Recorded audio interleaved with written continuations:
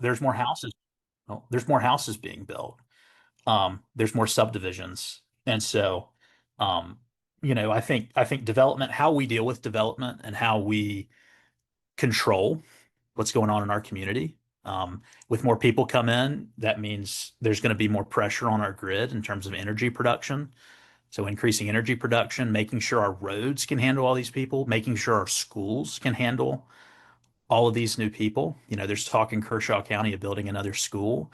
I know I've read your articles. I think I've heard there's talk of another school in Lower Richland too, to deal with a lot of this growth. So I think growth is a huge part. But I think we've got a lot of I won't say issues. We've got a lot of challenges that we've got to deal with in the coming years. So Okay. So what would you do differently from the current leadership? how long you got? I got plenty of time. I mean, listen, I'll tell you this, and this is not news to anyone who's read anything about my campaign or talked to me, which is the reason I'm running is very simple. I work I work at the state house, and so I get to see what goes on there every day. And when I'm up there, I wanted to see what my representative was doing, how he was voting. And as I was sitting up there, I noticed that his name was blank a lot of the time when important votes were getting cast, votes on funding for drug prevention programs, funding for mental health treatment, funding for sickle cell anemia treatment, funding for an after school program in District 70, where he was leaving the 41,000 people that call District 70 home voiceless. And as of today, I have to always give that caveat because it increases every time I talk about this. He's missed 156 votes. Um, and that's 156 times. Calling them votes isn't enough. 156 times that you and I were left voiceless on issues that matter to us. And it's not just the issues that affect District 70, it's issues that affect all South Carolinians. The anti-diversity, equity, inclusion bill, something that I would have been vocally against, something that I would have voted against. Robert Reese got up and he talked about it, and I thought he had a good statement about it when he got up on the floor. But he didn't vote on the final vote, the final chance to prevent it from going to the Senate. He didn't vote. Um, and that's true of too many. The school voucher bill, the bill that's giving, you know, rich kids vouchers to go to private school, give public money to go to private schools. He had a great statement on it. He didn't vote on it in the final time there was a chance to vote on it. And I believe that District 70 deserves better. And I think they deserve somebody who's going to show up and fight for them every single day. So you said that he did not show up to vote for it. So where was he? Because Robert always says that he's only missed 2 days at the Yeah. State House. So I'm trying to figure Yeah. out where he was Well, I'll because tell you this. So when Robert Reese says that, he's not wrong. It's actually increased. He was gone last Thursday, not the Thursday before they're off this week. He was gone. He had an excused absence. Nothing wrong with that. Things come Mhm. up. You got a funeral you got to go to, you got a wedding, you're you're sick, you have a relative in the hospital, your mom's sick or whatever. Things come up. I don't have a problem with people missing for legitimate reasons. And it's true. He's missed excused absences. I believe he's had 13 excused absences of votes. So he's right. He's only missed 3 days. Those 3 days account for 13 of the 156 that he's missed. And so what I would say is, yeah, you're right. You've only missed 3 days. There are a lot of days he went in, he voted present, he got his per diem. You get your per diem when you check in. You have a committee hearing or you've got session. So he goes, he checks in. And there have been times I sit in the gallery the whole when the house is in session. I'm sitting watching what they're doing for my job. And there's been times that votes have gone by. He's talking to people. He's just not voting.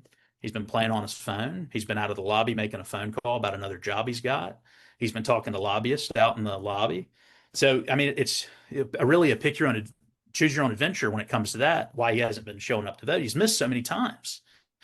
And when I brought this up, when I first announced I was running back in July of last year, one of his excuses was that he was in the bathroom, um, which is probably true for a handful of those. He probably was in the bathroom. I hope he hadn't been in the bathroom 156 times because he probably needs to go seek medical attention.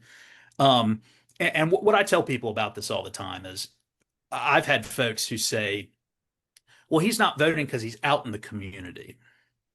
He's out in That's the what he said. community. That's what he told Yeah. me when he did his interview. Yeah. He's out in the community. Um, if you look at his voting record, it's not like he leaves for the day. He's gone. He comes back, he votes. He's gone for 5 votes. He comes back and he votes. But I'd also say this, Heather Bauer is a friend of mine. I'm proud to have played a part in her getting elected. I voted for her. I lived in her district in 2022. I helped her campaign in 2024.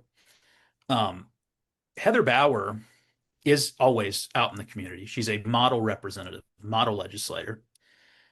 You know how many votes she missed last year? How many? 17. She missed 17 votes. You know what else was interesting about Heather Bauer last year? She was pregnant. She was pregnant. She was pregnant. And so whenever somebody says that, and the fact of the matter is I won't cast assumptions on Representative Reese, but if Heather Bauer can do that, if she can be out in the community and be active on the floor of the House and be pregnant, then a 58-year-old man can do the same thing on the House floor. So, Understood. So how will you measure success in your first term? well, I won't, but y'all will. Okay.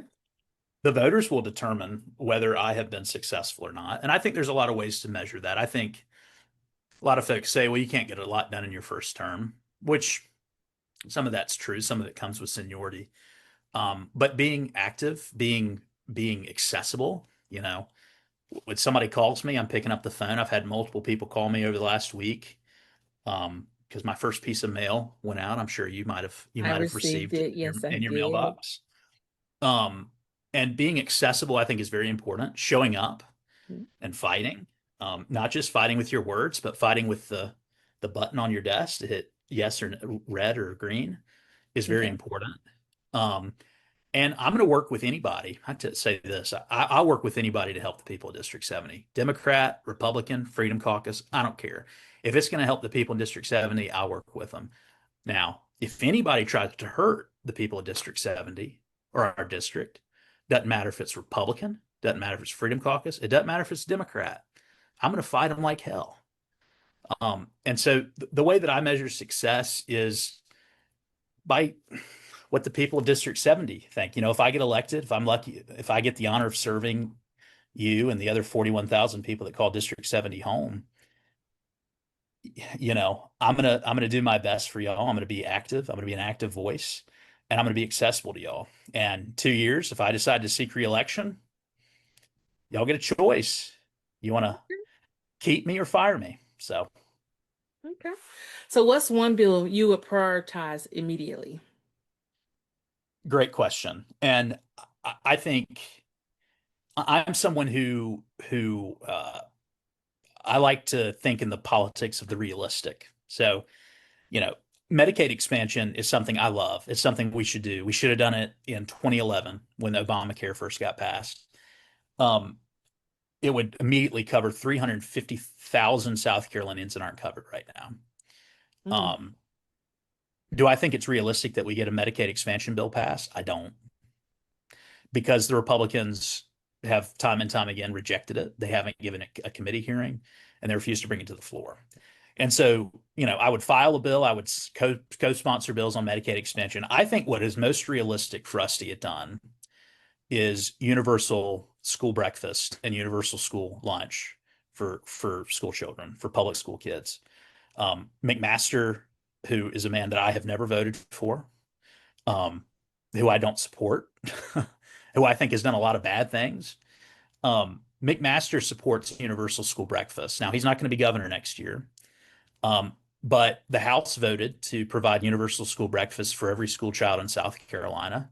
The Senate just rejected that. So we'll see what happens when they come back. When they Wow. talk about the budget together, I think they might come out. Hopefully, we'll work on a compromise on that issue. But I think there is a real hunger and a real, not to be, not to do a pun, but a real appetite for to get universal school lunch and school breakfast for every child in South Carolina.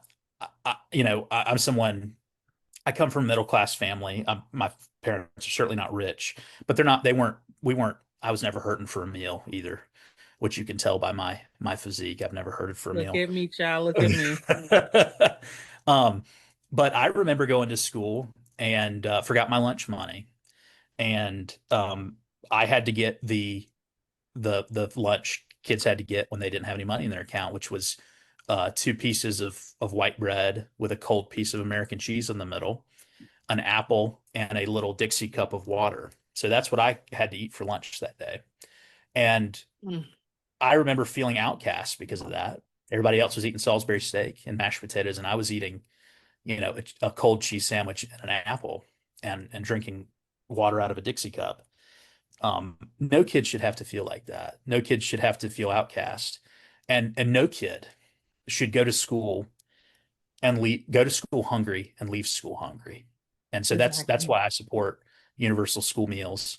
Richland County's lucky. I think the kids in Richland County already get universal school lunch, which is great. Kershaw County does not have that yet, and a lot of kids in South Carolina don't. So that is something I would prioritize and fight like hell for because it's something I believe in my heart. So I will say Richland School District 1 did a great thing years ago when the Biden administration, other was it the Biden administration? I think it was when they were mhm, offering free food, free lunch for the children and free absolutely. breakfast. And then they expanded it even after that funding ended because they didn't want any child to be hungry. So I give that board much credit for what they did for that. Absolutely. For that. So, well, and I've had an interesting relationship with Richland One School Board too. So, but I agree, and I think that's something that we should, I had somebody call me a few days ago who read my letter, and they said, "I love everything about you, but no a free lunch doesn't exist." They were giving me hell about wanting to get universal school meals for kids, and I said, "Listen, we pay for rapists and murderers and pedophiles in prison. We pay for their breakfast, lunch, and dinner. And if we're paying for their breakfast, lunch, and dinner, the least we can do is pay for our kids' breakfast and lunch at school." So Anybody who wants to see a child hungry, I have a different look for them. I won't lie. I mean, I'm being I'm neutral here, but I don't believe that any child should be hungry. I agree. I guess I'm one of those people, even if an adult told me they were hungry, and if I had it, Absolutely. I'm gonna feed somebody, you know. But a child can get anything for food they want from me. I'm Done with it you. before and I'm I'll with you keep 100. doing it because kids Absolutely. don't ask to be born and they That's can't right. fend for themselves. So, good point. So, how will you ensure transparency with your constituents? Yeah. Well, I think transparency is something that is very important to me. If you look at the candidates that I have supported and helped in the past, I'm proud to have played a small part in Barbara Weston getting elected to school board in Richland 1. I'm proud to have helped Robert Lominack get elected to school board in Richland 1. Um, I, you know, Transparency is something that's very important to me, and it's important to know where your tax dollars are going, what they're being used for, if they're being used for something really stupid, and if they're being wasted by people who feel like they've got all the rights in the world to waste your taxpayer dollar. And I'm a Democrat. I got LBJ in the corner here. If you look over here, I've got a sign. I So see.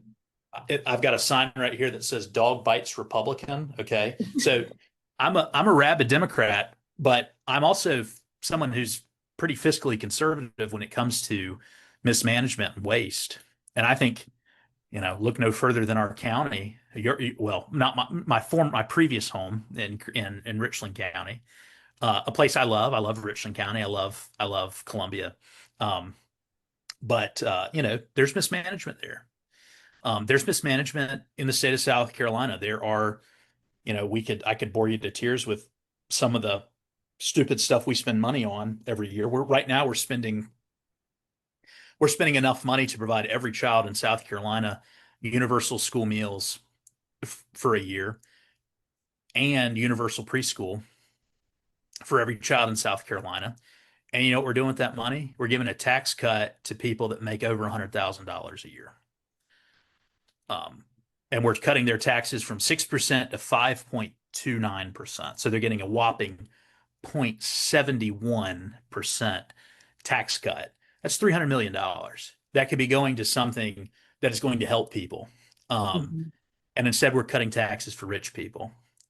I, I just, that doesn't, that doesn't compute with me. So, I'm not, I'll tell you this, I'm not afraid to, I want to make friends up there, but I'm not afraid to make enemies either. And so if I see a Democrat wasting money, I'm going to call it out. If I see a Republican wasting money, I'm going to call it out. So, yeah. I like that. What has the current leadership failed to do? And be specific. Do you mean the current leadership in the House or the my current legislator? District 70. We're going to keep it neutral Okay. in our stuff. Okay. Well, showing up.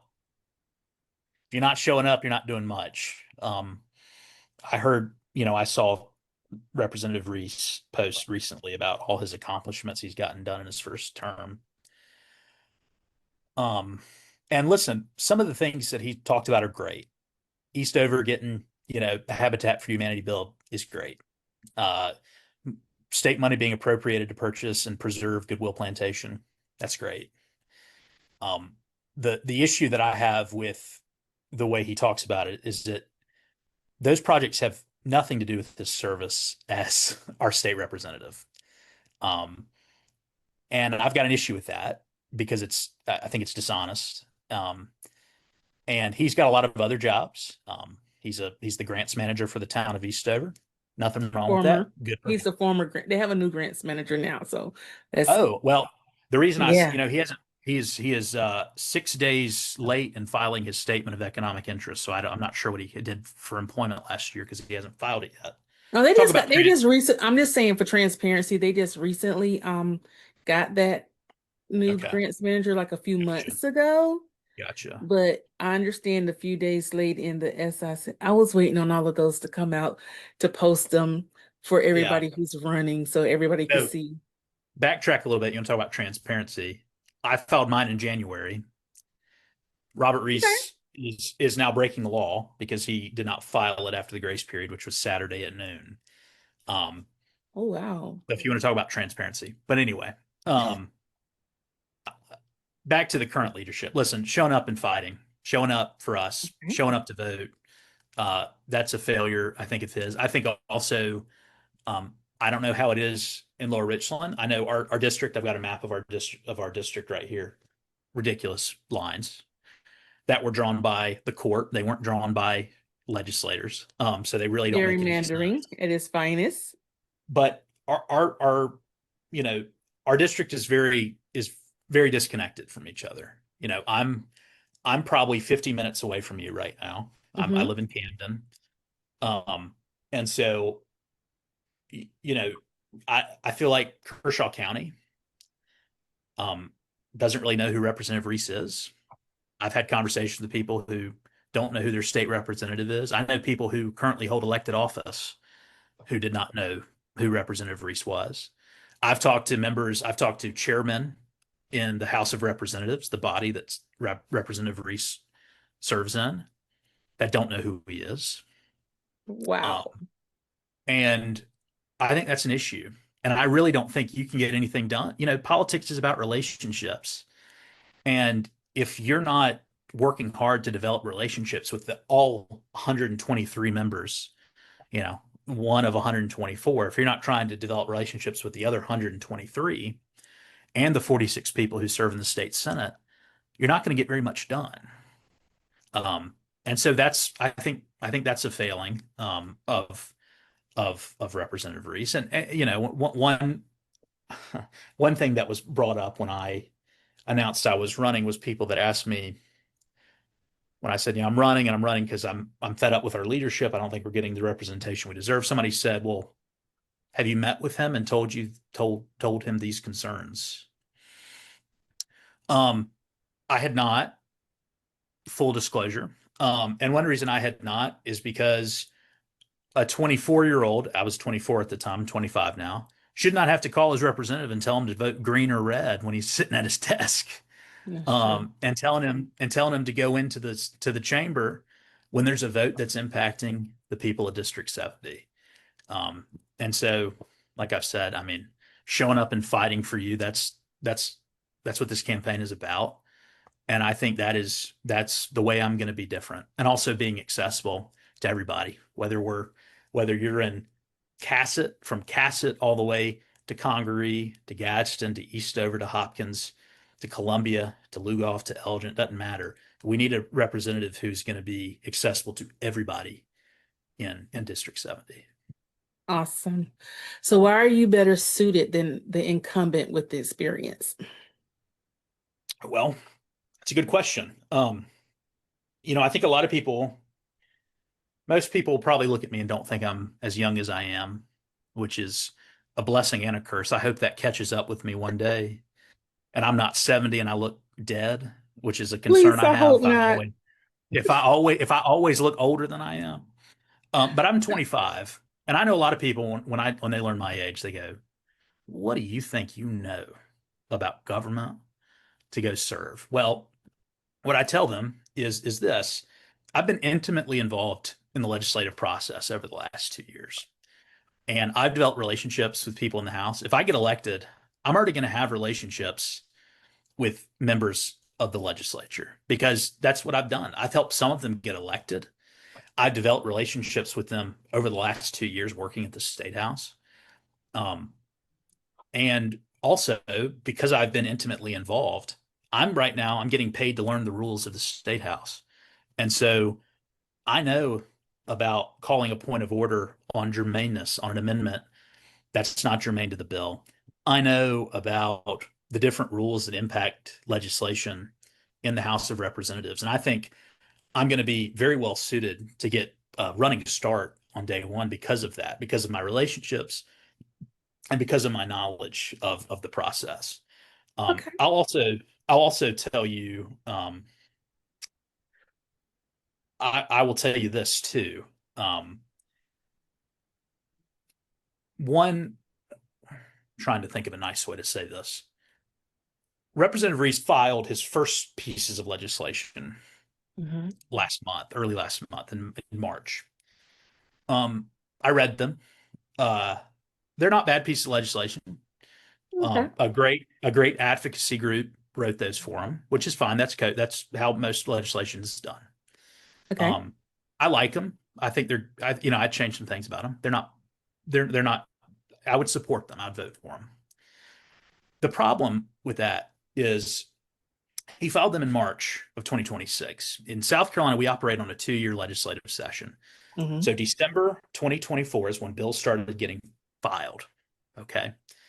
Starting with Senate Bill 1 and House Bill, who even knows, 20001. 200. Hmm. Okay. The clock starts then. The clock stops on May 14th, 2026. After May 14th, every bill that did not get passed through both houses of the Senate and the House and signed by the governor are dead. They're dead. Right. Filing a bill in March of 2026, your bill is not going to get passed through the House. It's certainly not going to get passed through the Senate. The governor's never going to see it. And besides that, I don't know this for a fact. I highly doubt it's even going to get a committee hearing or a subcommittee hearing. That is the kind of thing that a legislator needs to know. Now, listen, Representative Reese, he's new to this. He's said this to me when we've met. He goes, "Listen, I'm a neophyte. I got into this because I wanted to help my community." Nothing wrong with that. Right. There's nothing wrong with that. But that's something that I know because I've been working up there that is going to help me. Because if I want a bill to get passed, I'm going to file it as soon as possible. And I'm going to work with members to try to get co-sponsors to try to get pressure on committee chairs to get them to give it a hearing in subcommittee level, get it to committee, get it out, get it on the floor, get it passed, put it to the Senate, Senate subcommittee, Senate committee, Senate floor, passed, come to an agreement on both bodies, and then to the governor. Those are the kinds of things that are critical to know when you're trying to get stuff done. And I think as a freshman, I think I've got a better grasp on that system than a lot of other folks, especially a lot of other folks who are running for their first time. So, Okay. So what would you do in your first 90 days that hasn't been done already? I'll tell you that. So You and those Diet Cokes. I know it's the best. Hey, you know how I feel about my Diet Coke. I know, right? Um, it's 99% water, which is what I tell everybody. I'm getting very well hydrated when I'm drinking my Diet Coke. Drink water. Drink body armor. I am 99%. So first, you said first 90 days. Yes. So first 90 days of getting elected would that be March 30th, probably? Um, I'll tell you one thing I'm going to do. I can tell you a lot, but first thing I'm Okay. going to do, Representative Reese, when he first ran in 2024, Medicaid expansion was his number one priority. Okay. It was his number one priority. Um, he said that was the number one thing he was going to do. That's his biggest priority when he first got there. Representative Reese still has not co-sponsored or filed a bill to expand Medicaid in South Carolina. So it's his biggest priority. I think there's three bills right now that would get us. Two would expand Medicaid, and one would create a Medicaid expansion study committee to study the effects of Medicaid expansion. Okay. He has yet to sponsor either of those, either three of those, or file his own bill. Okay. And if you're going to make a promise, if you're going to say, this is my biggest priority, you need to show evidence of that. So in my first 90 days, I would either file or co-sponsor pieces of legislation that would get us closer to Medicaid expansion and fight for those. And like I said, how realistic it is we get something like that passed, I think is unlikely, but it still doesn't mean I'm not going to fight for it. The same is true for universal pre-K, another thing I'm very passionate about. Hmm. Um, Filing a bill that gets us to universal pre-K or closer. Don't let perfect be the enemy of the good. Getting us closer to universal preschool. Things that would universal school breakfast and lunch, something that gets us there or gets us closer to that. Filing bills like that, and also co-sponsoring legislation. Finding, if I get elected, if on June 9th we wake up on June 10th, I've won, I have 51% of the vote. I've avoided a runoff. There's not a Republican running. So by all intents and purposes, I would be the representative elect. Okay. Correct. The first thing I'm doing is going through the current members of the state house and the people that are running against them and calling them and telling them, I want to meet you. Let's go to lunch. Let's go talk about this. Let's find areas of common ground, especially the Republicans who are probably going to have the majority again in 2027. And I working with them hope in not. some, well, I hope not either, but I mean, that comeback tour has been mighty great. I I know mean, they hey, worked I don't their know if you know butts off. this. I don't know if you know this. I was a part of that group when it first started. I'm a part of its Okay. inception.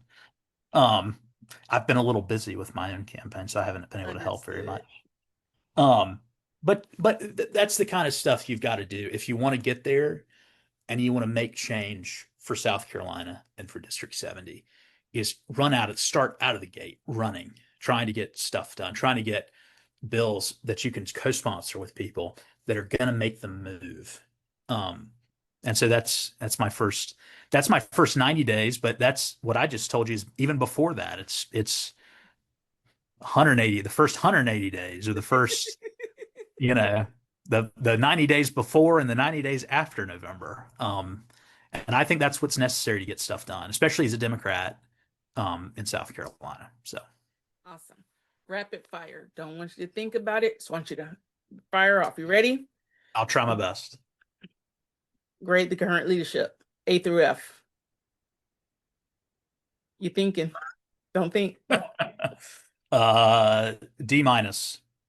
Okay. One urgent fix for the district. Better roads. Yes or no? More government spending needed? Uh, more government spending. Is it Can needed? I say, can I say better government spending? It's a yes or no. Yes, yes. But no more taxes. No more taxes. Please, no more taxes. I can't No, afford them not on now. us. Not on us. Awesome. Noah, you were awesome. I thank you for Good. your time. I wish you the best of Absolutely. luck on your race Thank you. and your I need it. campaign. You got this. Keep God first. So I'm gonna tell you, not tell anybody else the same thing. I got a quick question before we end. Yep. Is the gold mine part of your district or is that someone else's district? The gold mine. Kershaw County has a gold mine. Hail, There, Oceana Gold. you know what? I don't think it is because I think that's the same one that borders Ridgeway, right? Mm-hmm. That is not. That would be in District 45, I think. Whose district is that? That would be Brandon Newton. Okay. He's a Republican. Okay. I think. I'm going to verify that and text you though. Okay. Well, text me and Let you let me know. know. 'Cause I But thought that was going to be your district. I'm pretty sure that probably is either in Brandon Newton or Annie McDaniel's district. Okay. So I wish Yeah. it was mine. I'd like to get some of that gold. I don't know how much gold we produce here in South Carolina, No, but it's not I mine. I think, always wonder if I've always wondered if the earthquakes that we feel, is it really oh, earthquakes or is it them? what made me think somebody's doing some fracking they're not telling us about. Oh, they You know, frack over there. I'm in the epicenter. Like Lugoff, Elgin, Lugoff, and Camden is like where all the earthquakes have been happening, Hmm. like the center of it. I I do mean, believe two there's years some ago we had fracking like going on. 30. I believe there's some fracking going on over there. Uh-oh, you Hmm. froze up. You got me? Okay, I got you now.